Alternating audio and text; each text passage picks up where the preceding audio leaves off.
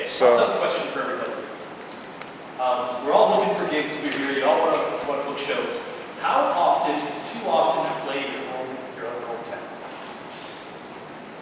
Bi-monthly is probably, That's perfect. I mean, that's about as good as it can get. Now, that's not saying like, you know, if a house show pops up somewhere and it's just like people partying and you can't hop on it. But I mean, you don't play the same town twice a weekend. You don't, I mean, we don't play Flint and Lansing in the same 2 days because your friends have to pick somewhere to go. You just don't. that's why you join other bands. That's why you know. You're fine. That's why you're 4 or 5 So it's bands. overtime jobs. Yeah, that's right. Yeah. So that email I read you guys at the beginning, where the guys were complaining because they had a bigger draw the night before at the Soggy Bottom, which is 3 blocks from here at the park. Not all ages, I'll give you that, but you can't play a show 3 blocks away and expect to turn up the same. This is a mistake that so many local bands make.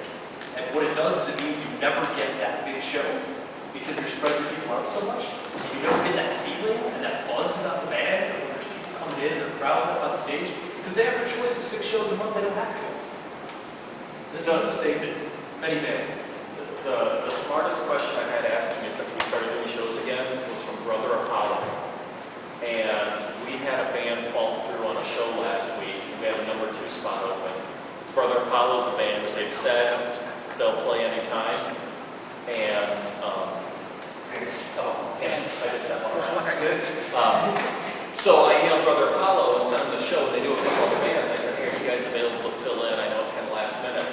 And they wrote back and said, it's kind of late for us to really promote it. Will it prevent us from getting a show next month?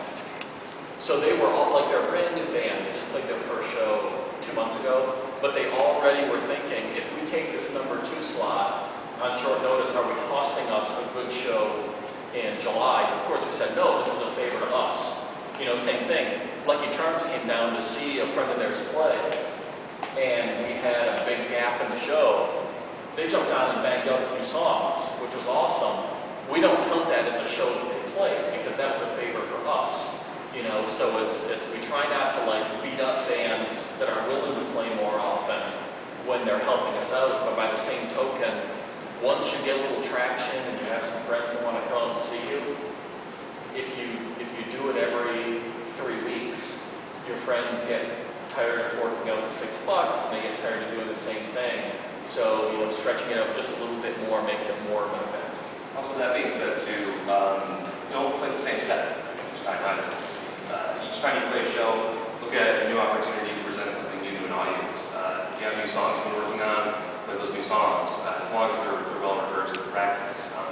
Because there have been a number of bands that really started out really kind of small, and then they got pretty big in the scene, and then they just started slowly teetering off in terms of people coming out to their shows. That's because they played the exact same set every single time, and people got bored. So What you do on stage is a promotion for your next show as well, right? So you want to make sure that you're always leaving people interested by what you're doing.